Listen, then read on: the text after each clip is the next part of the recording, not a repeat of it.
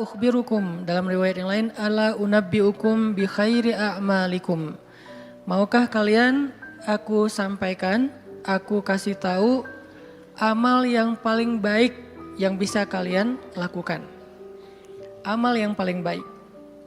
Wa azkaha inda malikikum. Dan kedudukannya di sisi Allah adalah amal ini adalah amal yang paling suci. Artinya udah pasti diterima oleh Allah. Nggak ada yang tertolak sama sekali. Dan Allah suka banget dengan amal ini. Karena disebut dengan suci berarti Allah suka. Karena Allah maha suci, maha baik, maha sempurna dan mencintai kebaikan ataupun kesucian. Wa azkaha inda malikikum wa arfa'iha fi darajatikum. Dan dia menjadi amal yang paling tinggi mengangkat derajat seseorang. Jadi kalau kita ngerasa hidup kita nih sering diremehin orang, kalau kita tuh ngerasa kita tuh joker banget ya, tahu banget rasanya diremehin, dicela, dihina, nggak dianggap, apalagi dicuekin, dan seterusnya perlakuan-perlakuan merendahkan dari manusia, dan kita ingin dihargai nih. Kita pengen dimuliakan, kita pengen dianggap sama orang lain, sama teman kita, sama geng kita, sama masyarakat. Maka kata Nabi, wa arfa'iha fi darajatikum. Amal ini paling tinggi mengangkat derajat kalian. Sehingga siapa yang mengerjakan amal ini, maka insya Allah dia akan menjadi orang yang sangat mulia. Orang yang sangat dihargai. Orang yang sangat dikagumi. Orang yang sangat disegani. Arfa'iha fi darajatikum. Wa khairin lakum min infaqiz zahabi wal fiddah. Ini lebih dahsyat lagi. Amalan ini lebih baik daripada kalian menginfakkan emas dan perak. Lebih baik daripada menginfakkan emas dan perak. Siapa di antara kita yang pernah sedekah emas sekilo? Gak ada yang pernah, termasuk yang nanya. Mana pernah kita sedekah emas sekilo? Yang seharga sekarang berapa sekilo emas? Gak jualan Ustaz. Berapa? Kurang lebih 700 juta? 600 ya? 600-an juta. Ternyata ada pedagang emas di belakang. Sekarang harga 1 kilo emas 600-an juta misalnya.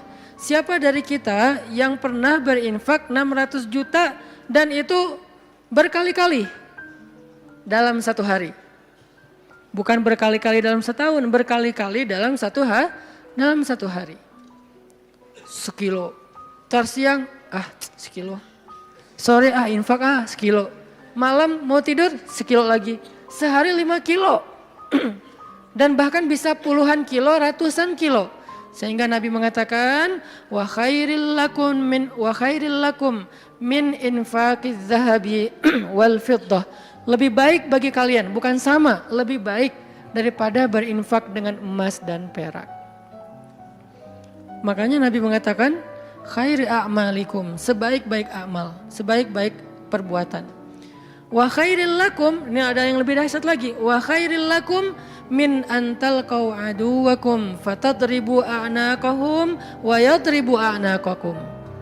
Lebih baik bagi kalian daripada kalian pergi berperang untuk menghadapi musuh-musuh kalian. Menghadapi musuh-musuh Allah, menghadapi orang-orang yang kufar. Lebih baik daripada kalian berjihad. Lalu kalian bertemu dengan musuh kalian, fatadribu a'naqahum, sehingga kalian menebas batang leher mereka, au yadribu a'naqahum, atau mereka yang akan menebas batang leher kalian. Apa maksudnya? Lebih baik daripada jihad dengan dua kemungkinan. Satu, menang dalam peperangan. Dua, syahid dalam peperangan. Ternyata lebih baik daripada syahid, coba. Fatadribu a'naqahum wa yadribu a'naqakum. Kalian membunuh mereka atau mereka akan membunuh kalian. Ada dua kemungkinan dalam peperangan kan. Kalau enggak menang seperti perang Badar, perang Ahzab dan yang lain-lainnya, atau kalian akan terbunuh dalam peperangan itu sebagai syuhada. Dan ini khairun, lebih baik daripada itu semua.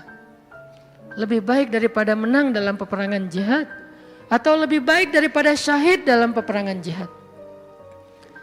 Lalu para sahabat langsung menjawab dengan serentak, bala ya Rasulullah, tentu ya Rasulullah, amal apa ini?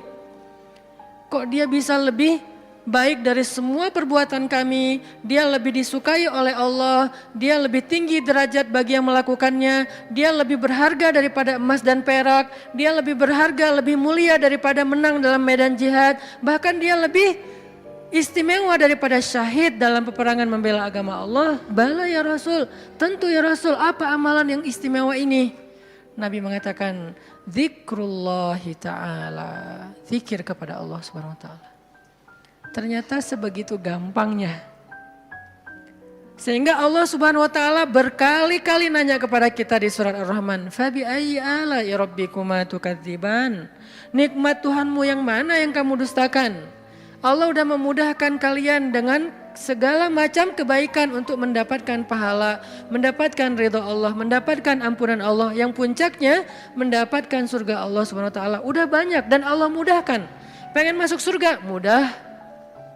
Pengen diampunin semua dosa sampai dari sejak kita balik, yang kita sering berbuat dosa, dosa awal-awal kita balik itu yang paling gede apa?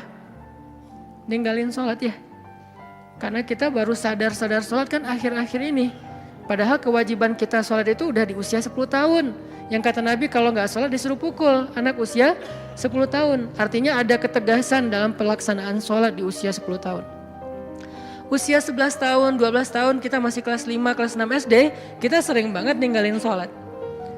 Gimana caranya sholat yang begitu besar pahala atau begitu besar dosanya kalau ditinggalkan bisa dihapuskan oleh Allah? Apakah kita harus jungkir balik sholat yang sebanyak-banyaknya? Enggak mudah bagi Allah. Ternyata semua kebaikan di sisi Allah itu Allah beri dengan cara mudah. Bahasanya Ar-Rahman, pemurah, dimurahin sama Allah. Allah murahin, mau surga murah. Padahal surga itu mahal. Kata Nabi, ala sil'atallahi hiyal ghaliyah, ala sil'atallahi hiyal jannah. Bukankah harta Allah itu mahal dan harta Allah itu adalah surga? Surga itu aslinya mahal, tetapi Allah mudahkan dan Allah murahkan bagi kita orang yang beriman. Ampunan Allah itu berharga, tapi Allah murahkan. Ridho Allah itu sesuatu yang sangat istimewa, langka, tetapi Allah murahkan. Jadi termasuk dengan ibadah ini, zikir yang begitu mudah, zikir yang begitu ringan, zikir yang begitu yang santai, gak perlu modal untuk berzikir. Kamu udah zikir belum? Kenapa? Gak cukup modal. Gak ada orang yang gak berzikir gara-gara kurang modal. Kalau kurang modal untuk kayak bisnis, wajar. Justru mencari dunia itu mahal dan susah. Modalnya gede, hasilnya belum tentu. Itu juga pengorbanannya berdarah-darah. Belum lagi nanti dizolimin, dikerjain, ditipu orang. Setelah sekian lama baru dapat, udah tua. Itulah dunia. Susah banget ngedapetinnya. Ngerasain gak susah banget ngedapetin dunia? Ngedapetin dia, susah kan? Susah banget. Perjuangannya ya Allah, luar biasa. Kok Ustaz bisa menjiwai sekali kalimat itu? Mengalami. Itulah dunia. Sedangkan apa yang Allah tawarkan di akhirat itu ringan. Tetapi kita mungkin itulah kelemahan saya dan kita semua. Bahwa memang kita lebih memilih yang susah. Udah gitu berkeluh kesah. Meninggalkan yang mudah dan mendustakan nikmat Allah. Kita pilih yang susah. Pas udah capek berkeluh kesah, ya Allah, kita nuduh Allah macam-macam. Padahal Allah udah ngasih yang paling mudah, tapi kita abaikan dan kita kufur kepada nikmat Allah. Jadi teman-teman yang dirahmati Allah, Nabi sendiri yang menawarkan kepada kita sekarang dalam hadis riwayat Hakim Tirmidzi dengan derajat yang sahih tadi. Ala unabbiukum ya syabab Bandung, maukah kalian aku berikan sebuah amalan wahai pemuda-pemuda Bandung? Apa itu?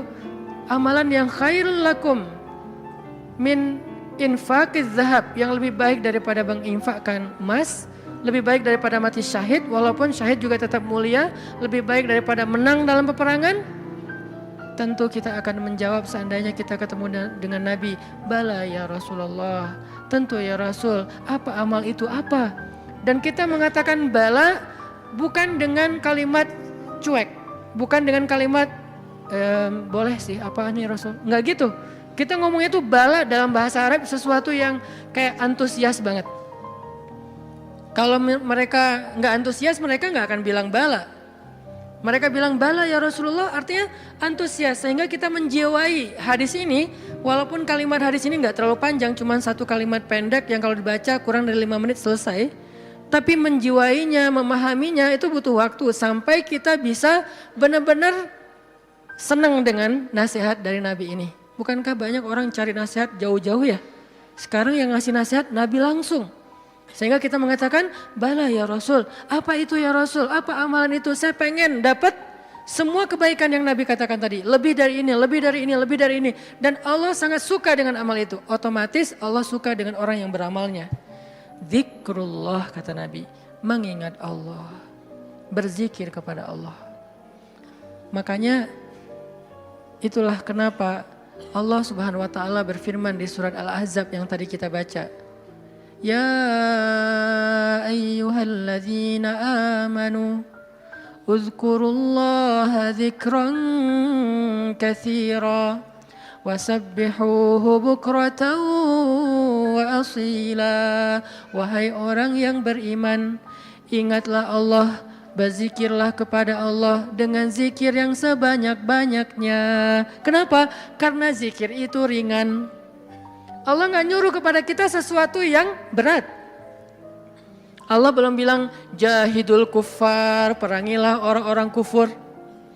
Allah baru mengatakan anfiqu min amwalikum, sedekahkan harta kalian, min amwalikum, sebagian dari harta kalian. Enggak.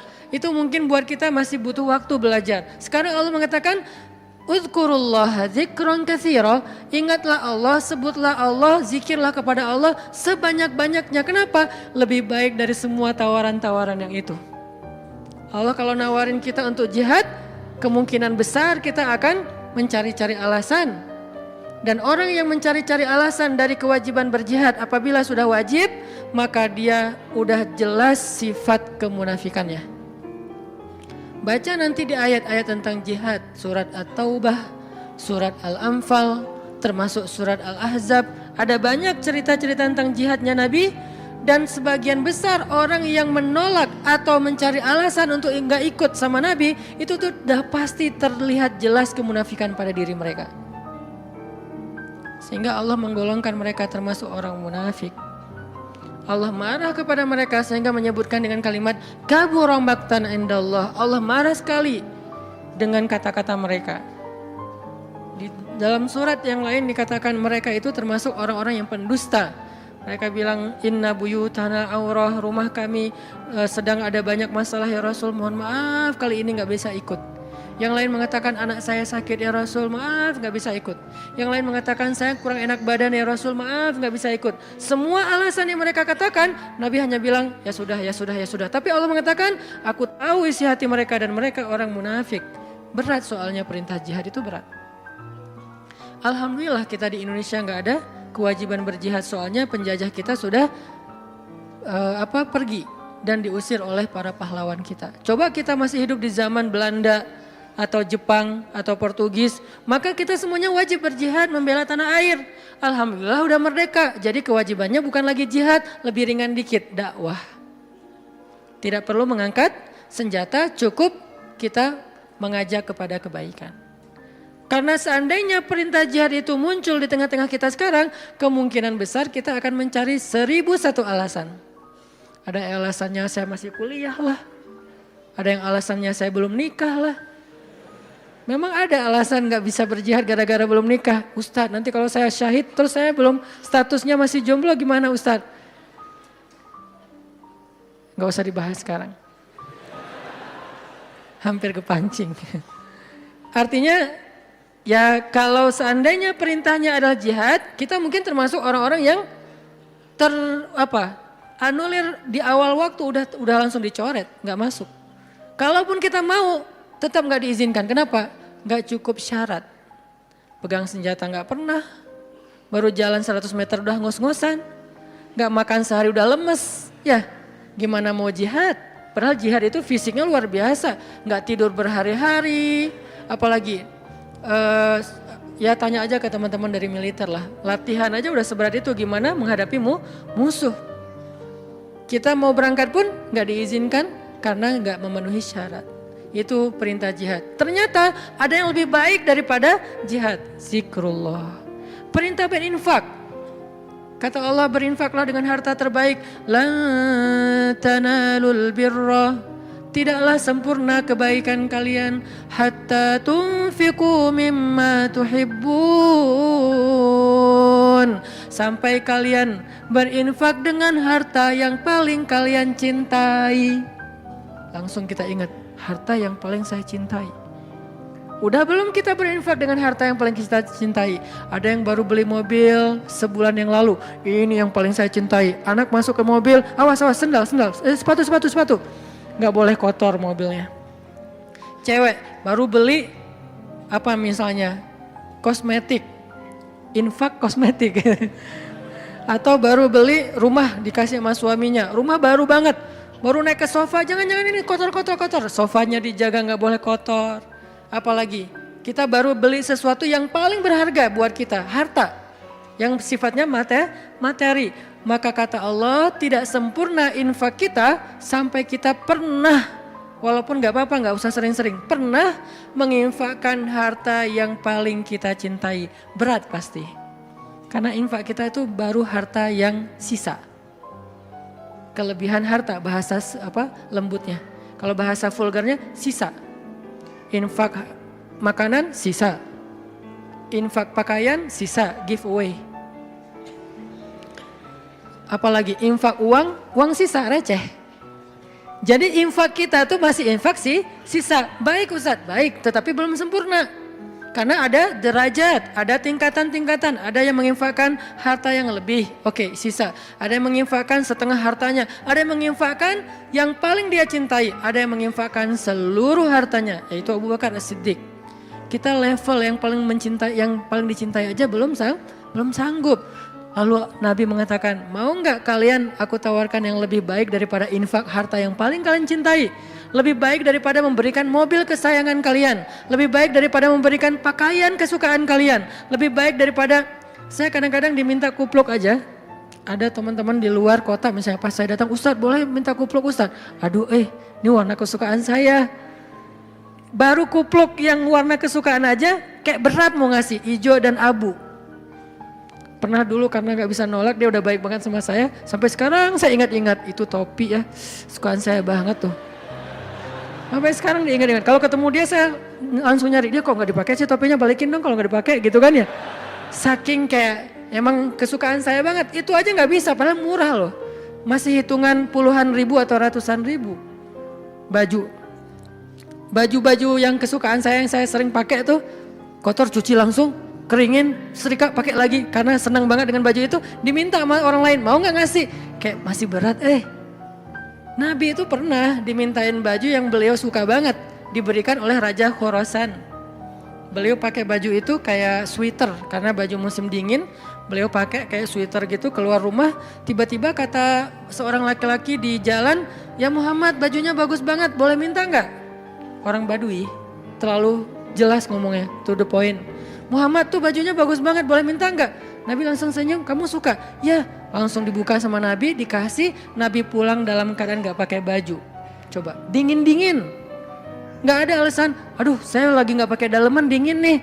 Gimana ya? Enggak pakai alasan, langsung ngasih. Nabi emang udah paling sempurna lah, udah gak usah dibandingkan. Jadi kalau bicara infak yang paling disukai, Nabi itu udah lewat lah. Kita baru baju aja, kupluk, topi, mikir. Ada papan skate, walaupun gak jago main, tapi ada papan skate yang kayak buat saya tuh kayak ini kayak bersejarah. Saya paling sering jatuh karena papan ini gitu. Terus kalau ada yang Ustadz mau gak giveaway papan skate untuk donasi atau apa, itu masih mikir lama. Ya udah deh yang ini.